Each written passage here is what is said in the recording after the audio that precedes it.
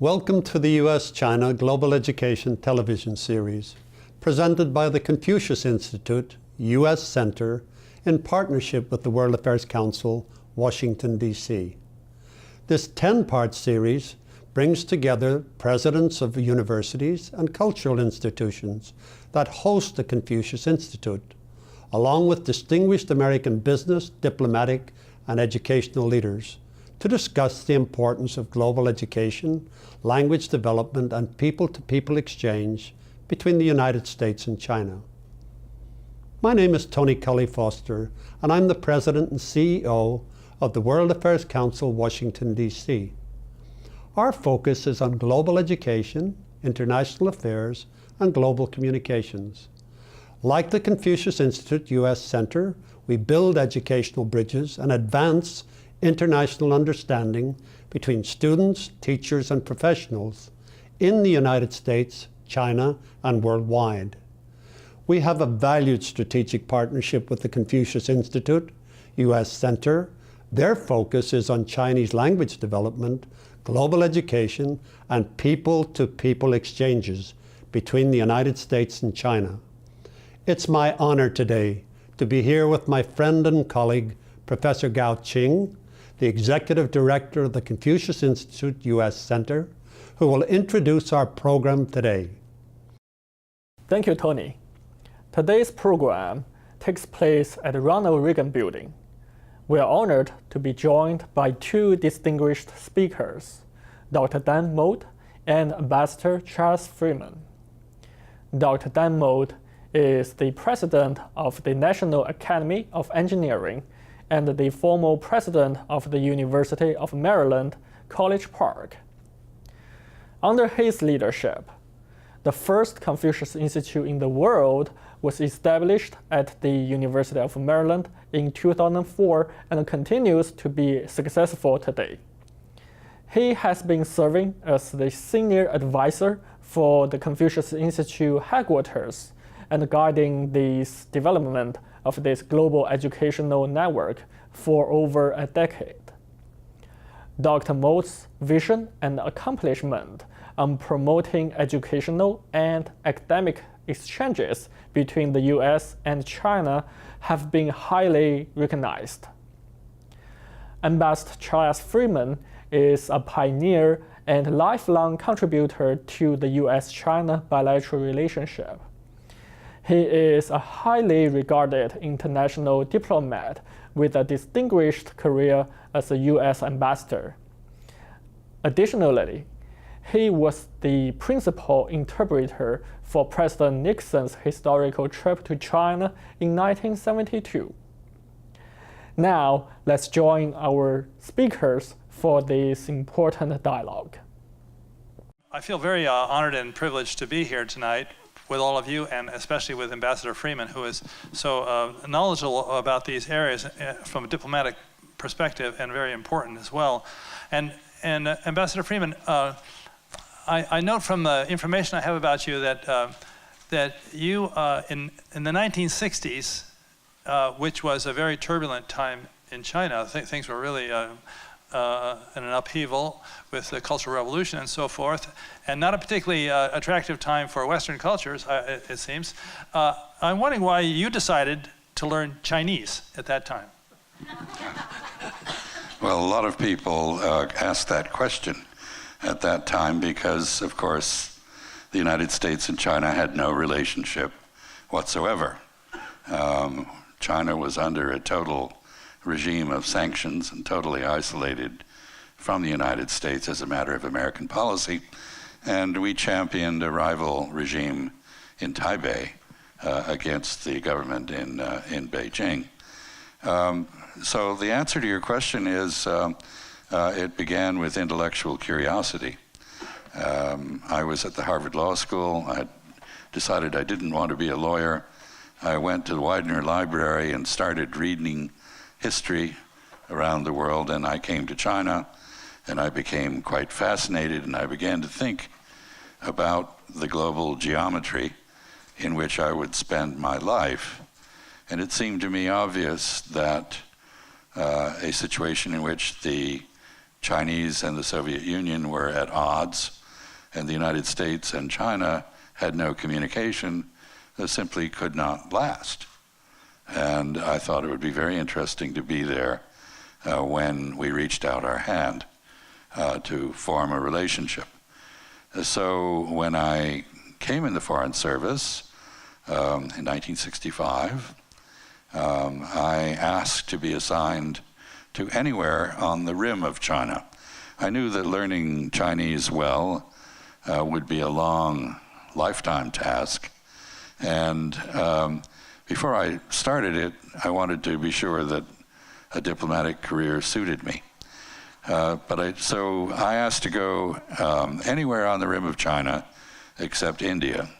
So of course they sent me to India, and I learned Tamil, which I have entirely forgotten, and finally got into Chinese. And it turned out I was pretty good at it. So that's why this all began. So I can see that you had this planned out quite carefully because, as I understand it, you were the principal interpreter in 1972 of Richard Nixon's trip to China. And I wonder if you could tell us what you thought the real highlights were of that visit. Well, for me, I should say principal interpreter means, in the case of Richard Nixon, who did not trust American interpreters, that I did most of my interpreting for him at the dining table with Zhou Enlai, rather than in negotiations. Otherwise, I interpreted for the Secretary of State. And to evoke the time is not easy. I said that we didn't have any relations with each other. We were, in fact, opponents on many battlefields. We had fought in Korea. We were engaged in a proxy war in Vietnam. We differed on relationships with Japan. We differed on the issue of Kashmir. And it was important to both China and the United States to demonstrate that while we were reaching out to each other and were able to cooperate strategically, we were not going to sell out any of our allies or friends. And so the Secretary of State was assigned the task of arguing with the Chinese acting foreign minister, Xi Pengfei, about each of these issues. So in one setting, Richard Nixon and Zhou Enlai talked about all the things we might do together, and in our context, we talked about all the disagreements we had. And this then produced a remarkable diplomatic document called the Shanghai Communique, which is most unusual because it begins with a recitation of all of our disagreements. We had to do that to reassure our respective allies and friends. And then it went on to say, notwithstanding all of this, and the fact that the United States and China have different socioeconomic and political systems, we could agree that it was in our interest to cooperate. And we proceeded to finesse the issue of Taiwan by referring to the One China principle. So what I did was fascinating at the dining table and extremely argumentative in the negotiating room. And very interesting, memorable. So One China seems to be still on the table occasionally today. It's really quite amazing. Well, the importance of it was that both Chinese regimes, the one in Taipei and the one in Beijing, agreed there was only one China, that Taiwan was part of China, and the only thing they disagreed about was who was in charge. So we were able to omit the latter point and note that they did agree on the first two. This was it's a moment that is rather hard to evoke. The Confucius centers are involved in cultural exchange, education, and so forth. But before the normalization of U.S. relations with the People's Republic of China, officially on January 1, 1979, there were no Chinese officials who came to the United States, none. There were no students who came to the United States from China. There was no trade to speak of. I was the trade officer for U.S.-China relations in 1972, and it was a very easy job because there was only $5 million worth of trade between the two of us. We do that much in a minute now. That's very interesting. You know, many of the people who are watching this program are from the universities and students that have study abroads and various exchanges. And one question that everybody has that would like to hear your view on is, to what extent do these educational exchanges and study abroad programs between the U.S. and China actually help to promote mutual understanding between these two countries? Well, I think there's been an enormous advance in mutual understanding. Obviously, hundreds of thousands of Chinese students are here at any one moment. Those who are able to get out of the library and look around notice that this is a very odd society, and it's an important one in the world and one they try to understand. The Americans who go to China come back, I think, vastly better prepared than previous generations were. They speak better Chinese. They have a better understanding of Chinese society. Sometimes this gets lost a bit in the over-specialization that characterizes the American university. But I think we have learned an enormous amount about each other.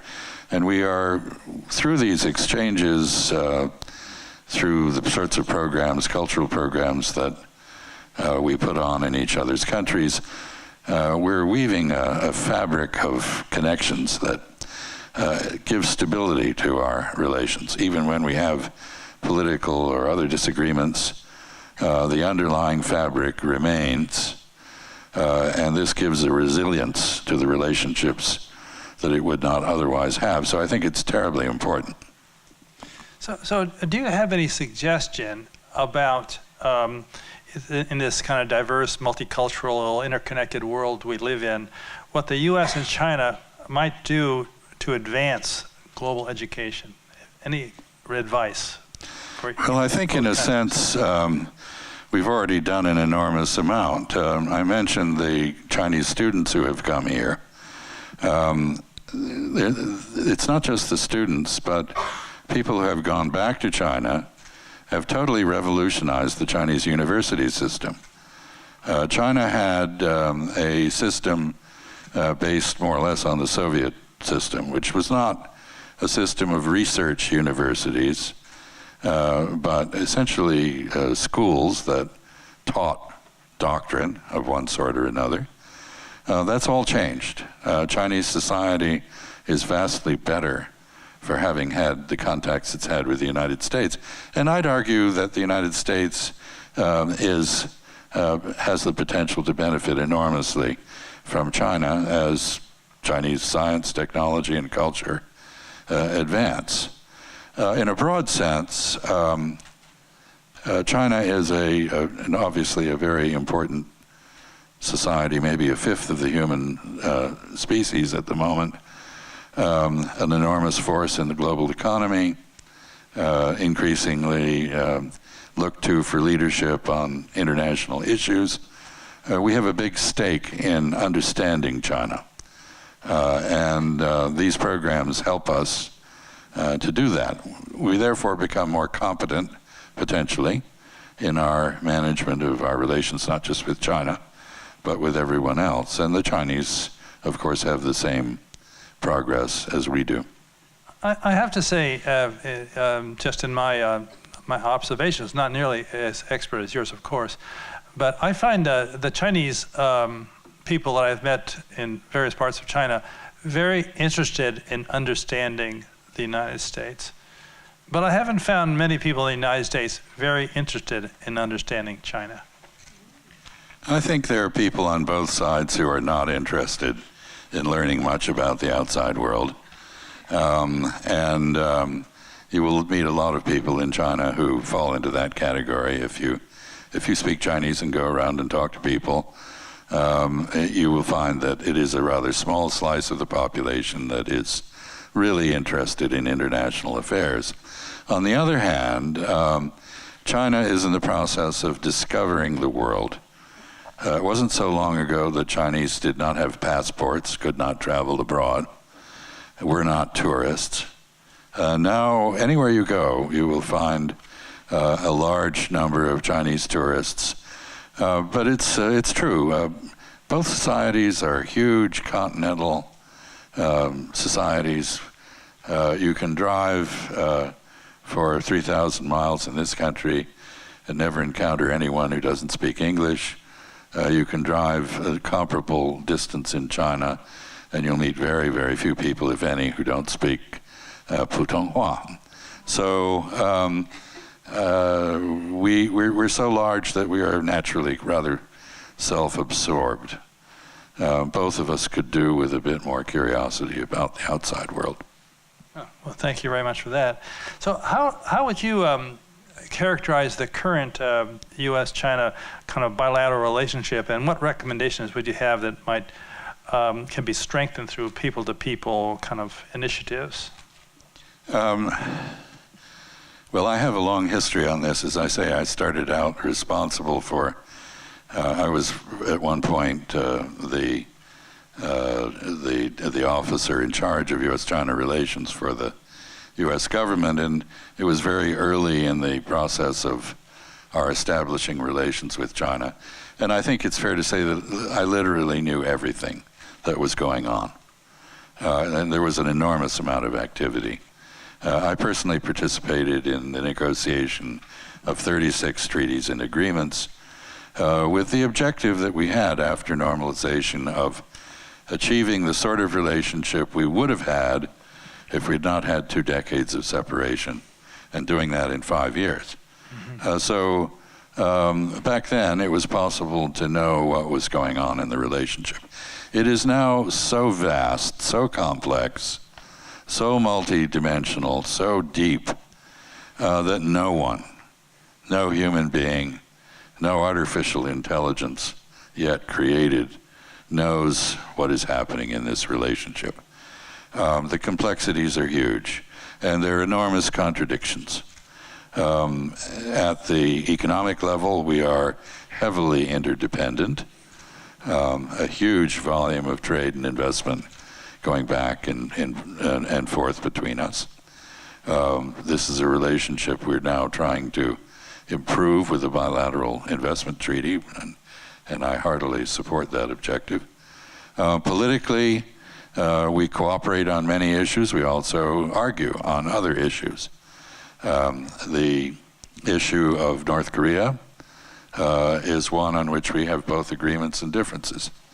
But we have learned, by and large, we have learned how to set our differences aside in order to focus on the areas where we can agree and cooperate.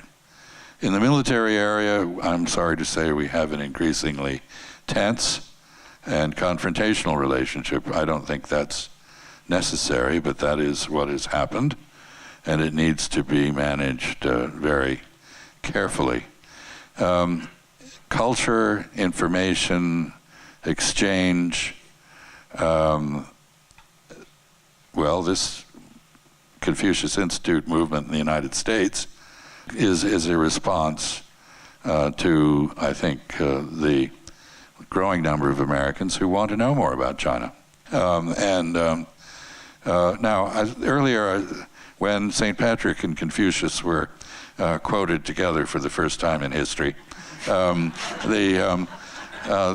was said about how if you get to know each other, you become friends. In Chinese, they also say, 不打不成交. If you don't fight, you can't become friends. And it is also true that sometimes when you get to know people, you don't like them, and they don't become friends. But at least you understand them better. And it has been my experience over the years that despite all of the differences ideological and otherwise, between Americans and Chinese, our chemistry is good. We get along, and by and large, we do like each other. And as we get to know each other better, we become more effective at dealing with each other. So to go back to the economic relationship with which I began, doing business, which is what many people think is the most important thing. Doing business requires understanding the viewpoint of those with whom you're doing business. You don't have to agree with them. And having some degree of mutual trust. And mutual trust basically relies on understanding their interests as well as your interests and ensuring that they coincide. So what we do together in terms of expanding education and cultural exchange and activity directly supports other aspects of the relationship. And if we are able to reduce the military tension, it will be because of what we're doing in this area. Thank you. That's a very important answer. I very much resonate with your comments about how similar in many ways thinking of Americans and Chinese are. Both work very hard, both goal-oriented, and in fact, I find often China seems to be more capitalistic in many ways than the United States. I had an experience one time when I was in Dalian with one of my former graduate students who was there, and we went on a little tour and walking around, beautiful day, the sea in the background, and we stopped with his friend to get our picture taken with the sea in the background. As we spoke, as we had this picture taken, a third Chinese person came up, and they immediately began to discuss very aggressively some issue that I couldn't understand what it was. It turned out that this person, this third person, owned the property that was behind the picture, and he wanted a few yuan to cover the cost of using his property. This was in 1995 or 4, somewhere in there, and I realized, I was so pleased. I realized really capitalism has really embedded itself deeply in the Chinese culture. There was a moment when I was in charge of the American Embassy in Bangkok and learning Thai that I asked my Thai teacher, what is the difference between Thai people and Sino-Thai, meaning Thai of Chinese origin? And she thought for 3 or 4 seconds, and she said, oh, that's simple. She said, Thai people like to buy things, and Chinese people like to sell things. Oh, that's very, very good. You know, the purpose of these Confucius Institutes is to provide Chinese language, cross-cultural awareness and global education programs basically between China and the U.S., and basically to educate people in the United States. And do you think this initiative is important and has gotten to such a large scale, 110 of these Confucius Institutes in the United States, about 560 or so in the world? Does it really justify something of this scale? Well, I think it's meeting a demand that is clearly there. And I do think it's important, as I indicated. At various points in my career in diplomacy for things that I did wrong or right, I was assigned to the U.S. Information Service, or United States Information Agency, both of which were euthanized after the end of the Cold War. The theory was that with fair and balanced news by Fox or others, there was no longer any need for the United States to explain itself internationally, since the commercial CNN, Fox, and MSNBC and so forth could do this perfectly well. And that was, of course, nonsense. And I think it was a grave error on our part to cease to support the dissemination of a variety of viewpoints from the United States that shed light on who we are as Americans, why we behave in the way we do, and how to get along with us. I think the hanban and the support that the Chinese government gives to the Confucius Institutes is a wise investment of very limited resources, and the organization of these Confucius Institutes, which begins at the foreign end, not the Chinese end, is a very good thing. So I'd like to see the United States actually copy the Confucius Institutes. We are peculiar enough so that people seem to be very puzzled about what we're doing at the moment. Maybe if we had a comparable institution, we could help foreigners and even ourselves understand better what it is we are about. This brings up a question that I've thought about quite a lot, having to do with the relationship between the Confucius Institutes in these foreign countries, the United States, of course, and around the world, and the Chinese government in Beijing. And the thing that's very interesting and to me very complicating is these Confucius Institutes throughout the United States, for example, 110 of them, each one is developed in the culture of their own university. And in fact, their own university has asked for them, and they develop it. And the Confucius Institute there serves the local community as well, and that's true anywhere on the planet, as a matter of fact. So then we have the let's say the home center of Hanban in Beijing, and they, of course, is built in the Chinese culture of the Chinese government and so forth. So all these organizations are live in different cultures, and so they have. I'm wondering if you see any kind of inherent complexity in this design, and how it is so different, let's say, than the British Council or the Alliance Française, which essentially builds a home for Britain or a home for France in a foreign country. Therefore, it's basically an island of the original country. They don't have this complexity. It's the fact these cultures are so different. It creates a complexity that can play out and requires special handling, let's say, by all parties. I think there is the potential for all sorts of misunderstanding and complication in this structure, even though I think the structure itself is good. And I hope myself that both sides, each side will respect the other and the culture of the other, and the sovereignty of the other, if you will, and allow each side to behave in a polite, respectful fashion without deliberately insulting the other side. Yeah, of course we agree absolutely completely on this point. A little good thinking and patience actually works out pretty well here. Do you have any advice you'd like to offer up for American and Chinese students today as they prepare themselves for global careers, what they might want to do? We have a number of young people in this audience, for example.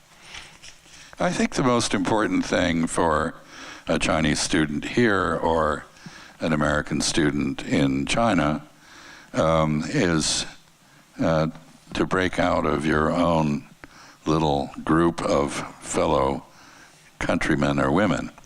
I do some teaching at Brown University where there's a significant representation of Chinese students. The most successful are the ones who are involved in the university as a whole.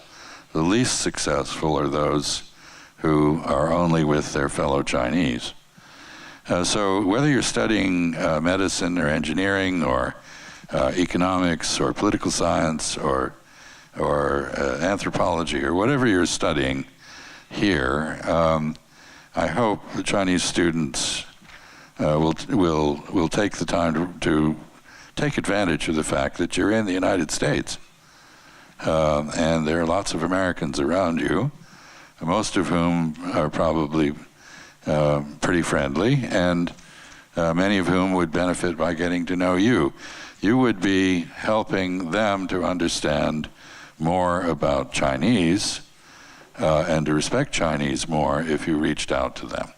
And the same thing is true for American students in China. I hope they don't all hang around McDonald's and not go out and to the xiaochi and enjoy life with their fellow Chinese tongxue, their fellow students on the university campus.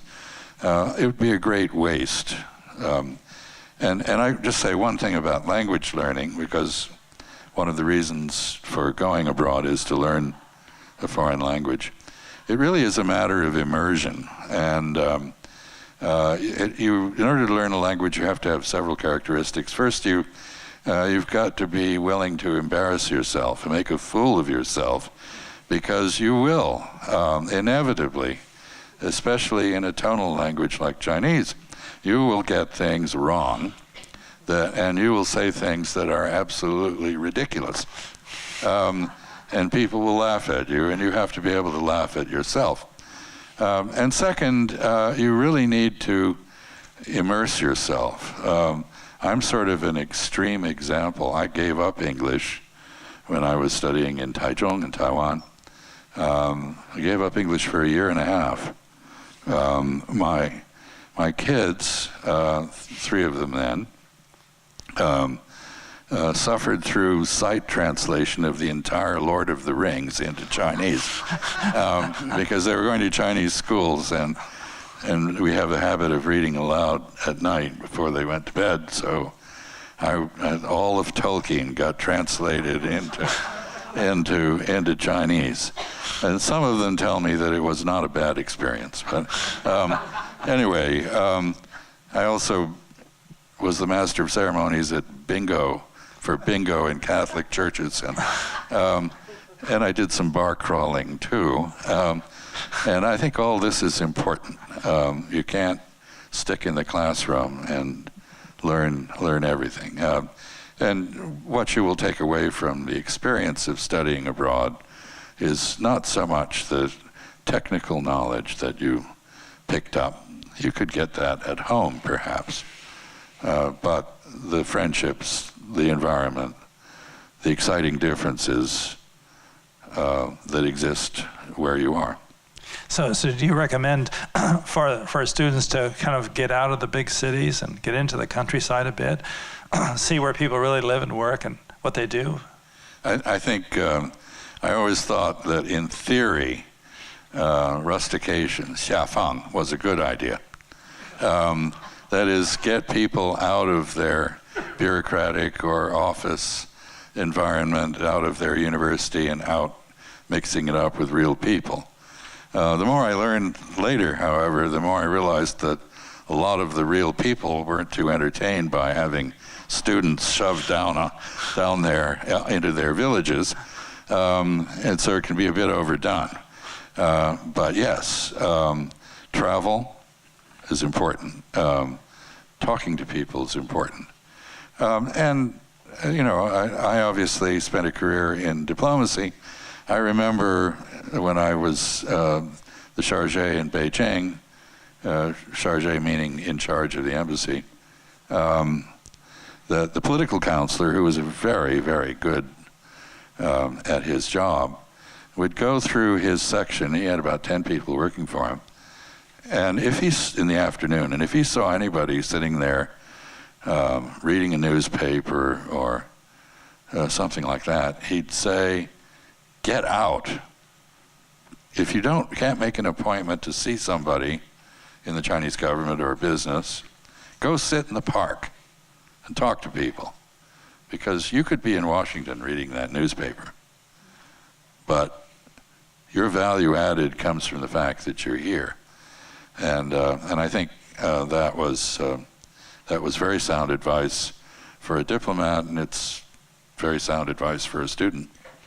You know, most American students that go abroad actually go to English-speaking countries, as you probably know well.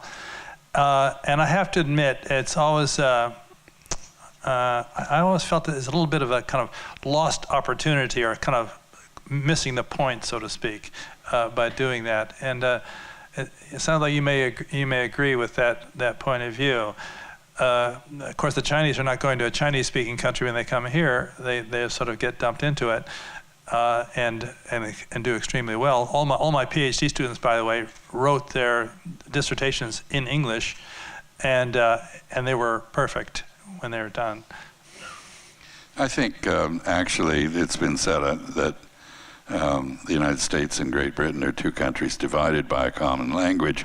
And the fact is that other countries may be English-speaking or speak Strine, which is a sort of English, but they're culturally quite different from us. And so I don't belittle the value of going to another English-speaking environment, or for a Chinese going to Singapore, let's say, where Putonghua is one of the national languages, and you can use it pretty much anywhere. I think that's valuable. Singapore is not China, and you learn a lot from the difference. But in my own case, I was very interested in languages. I went to the Universidad Nacional Autónoma de Mexico in Mexico City, in Spanish, and at various other points I went to other places, and I made a habit of learning the language wherever I was.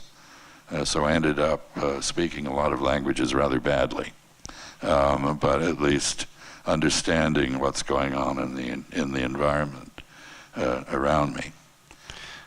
So, as an ambassador and a diplomat, do you have any suggestions that this U.S. Center might undertake to support these Confucius Institutes in the United States? What centralizing value might it provide for this whole structure? And I think actually the strength of the structure that's emerged is its decentralized nature. I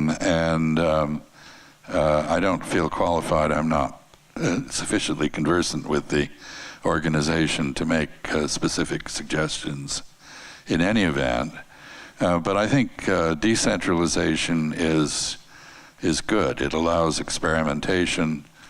It allows diversity. It protects against overzealous enforcement of conformity. So I rather like the way these centers have evolved. Yes, they actually are excellent, and I think things like visitors from China that are looking for access to Confucius Institutes to visit is one possibility. Actually having opportunities for the Confucius Institute students in various places in the United States to visit China and visit various places, and it's a kind of entree point, can provide that. So I think it's not actually running these centers in any way, it's basically providing services that can be of value to the students in those programs, which is very, very high. The other thing that this center does that otherwise is a problem is that it is a voice for the Confucius Institute in the United States when the government or other newspapers or other organizations want to find out about the Confucius Institutes. Right now they don't know who to call. They just call somebody Chinese that they know, and they ask that person a question, and it's almost a random process of what kind of information they might get. But now they can call the U.S. Center, and the U.S. Center actually, which is actually a Hanban-oriented organization, can speak for the whole program in that way. So I think that's very useful. No, it sounds as though the central functions, identifying best practices and disseminating information about them, representing the institutions as a whole.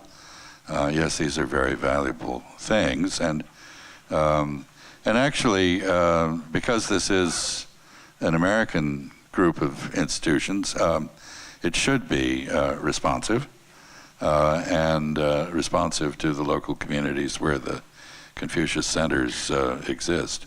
I think one last question I'd like to pose here, and that is that Do you have any kind of advice that you might offer for these 110 Confucius Institutes in this network regarding this expansion potential for its language immersion, cultural awareness, and global education programs? If you were thinking about one of these centers, what might you advise them to consider that they might not have thought of already? I think you've exhausted my expertise. The only thing I'd say is that one of the most valuable things that has happened in U.S.-China relations in this area is homestay programs in China. Two of my grandsons who are both learning Chinese, have gone to China while they were in junior high school, middle school, and spent time with Chinese families as well as doing some organized touring. And I think that will affect them for the rest of their lives. So I would argue that this has to be supported in China as well as here. And it's a bridge function, and to the extent that bridge function can be strengthened, that's good. You know, there's actually a parent program that goes along with the Confucius Institutes. It's called the Confucius Classrooms, and there are hundreds of them. And that's basically school classrooms that essentially have normally a young Chinese graduate who comes in to teach Chinese songs and culture and language to the classrooms. And in College Park, Maryland, which was there was a local K through 6th grade school next to the university, and the principal wanted to have a Confucius classroom for this school. So they created this classroom. A teacher came from China. Hanban was very supportive. And half of the courses they took were in English, and half of the courses were given in Chinese. This is K through 6th grade. So they had, and their courses were all about U.S. history, mathematics, and so forth, half in Chinese, half in English. The thing that was so striking about this, and what really awakened the entire county, was that the test scores of these students all went up in this process. And the school was fascinated since they thought it would be so difficult to be learning Chinese and English and all their languages courses at the same time. They never really resolved why that was the case, but it certainly was true that the students profited, possibly because of the increased concentration they had to give to learn Chinese from this experience. And subsequently, an entire tour of 30 principals of schools in Prince George's County, Maryland, went to China for a week. Into Chufu, Confucius' homeland, and so forth, to learn about Chinese language and Chinese education and meet Chinese people. And at the end of that week, I saw them in Hanban, and to a person, they said it was a life-changing experience. Life-changing experience. And most of them said they weren't even sure they wanted to come to begin with. But the experience they had in this cultural experience was tremendous for them. So I think this program, to me, is really a marvelous program. I can't think of another one in the world like it. Maybe you can think of an example somewhere in some country where they have a program like this. But I have not been able to come up with one. I think it's a huge opportunity for kids. And the more that that can be done in this area, the better.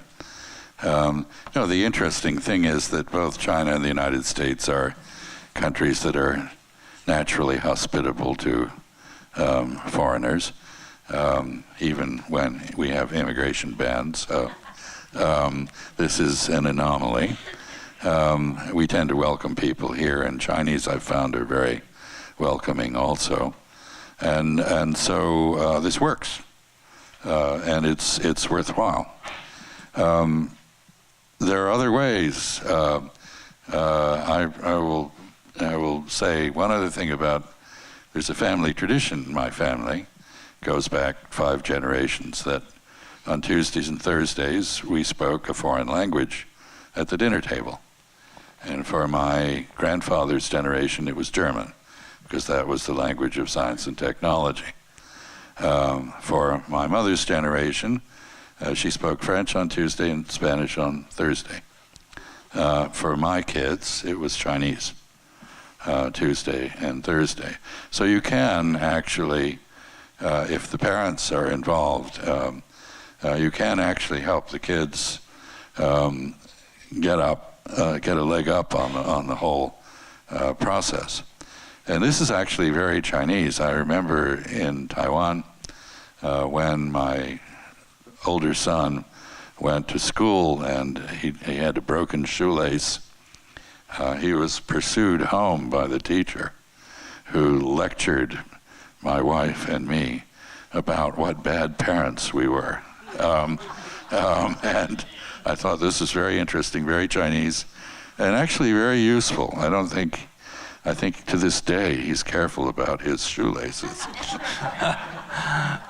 Well, I enjoy going to Chinese and China and talking about education, and I have found the Chinese to be particularly interested in the U.S. educational system, and they have a lot of more respect in some ways for the U.S. educational system than I have, as a matter of fact. I think they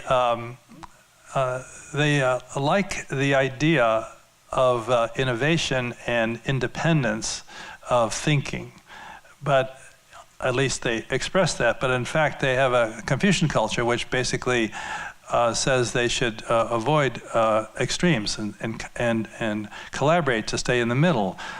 Don't actually push yourself out to the edge. You need to compromise in order to get along. And I've always felt that this was a problem for Chinese education, because if you look at the United States, it's a kind of a complement system. In the United States, you need to get out to the edge. If you're going to be innovative, you have to be out at the edge. You can't be innovative in the middle. You have to be somewhere where the edges are in whatever domain you're in. So I think that the Chinese are struggling with how one can have a harmonious society and be in the middle, and then be out at the edge at the same time, and be an innovative society.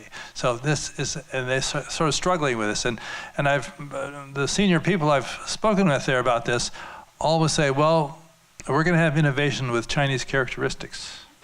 That was always the attachment on this. And I don't know if you've thought about this question.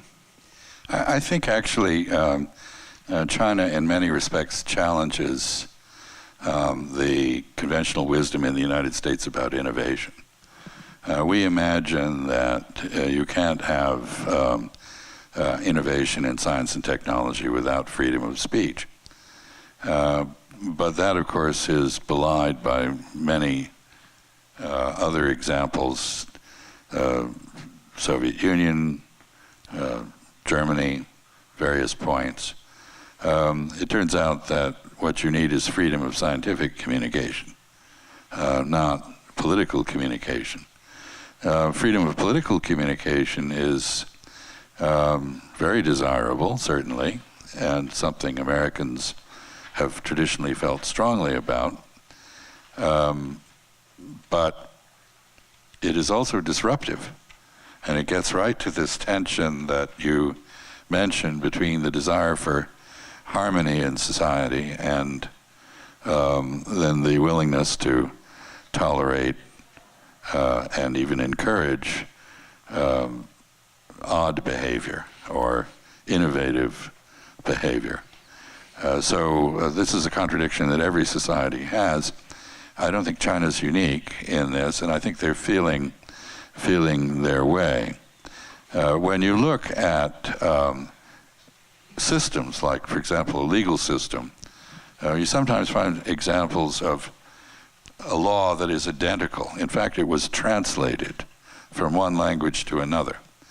The best example I know of is in Japan, but I won't get into that. I'll just say that the same language can produce a totally opposite result in a different society. Well, I'll give you the example from Japan, family law. The Japanese translated the German civil code into Japanese. In Germany, when a couple goes for divorce, there is an enforced period of mediation under the supervision of the judge. So in Japan, there's also a period of enforced mediation under the supervision of the judge. But in Germany, the purpose of the mediator is to reconcile the parties, but bring them back together. In Japan, the purpose is to speed their separation and make it smooth. So the same law, identical language in two different cultures, produces totally opposite results, each of them valid in its own context.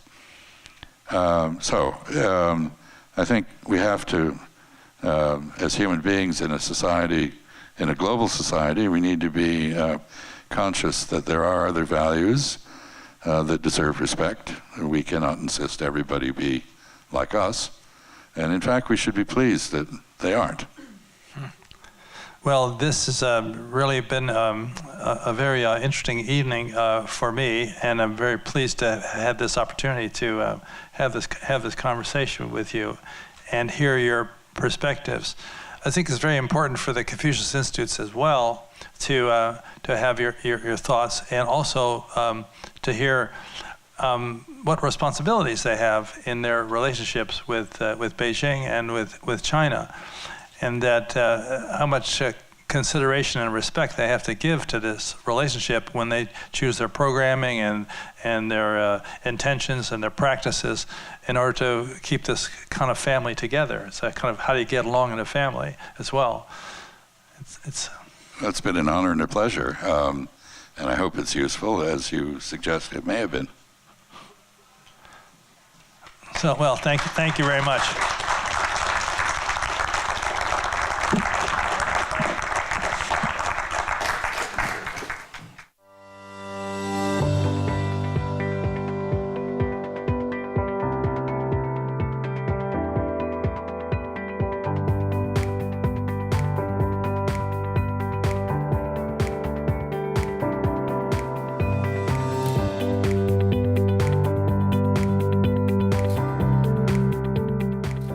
The real focus of this program is to recognize 10 individuals who exemplify the mission of the Confucius Institute. And that mission is dedicated to the teaching of Mandarin, the development of additional cultural awareness about China.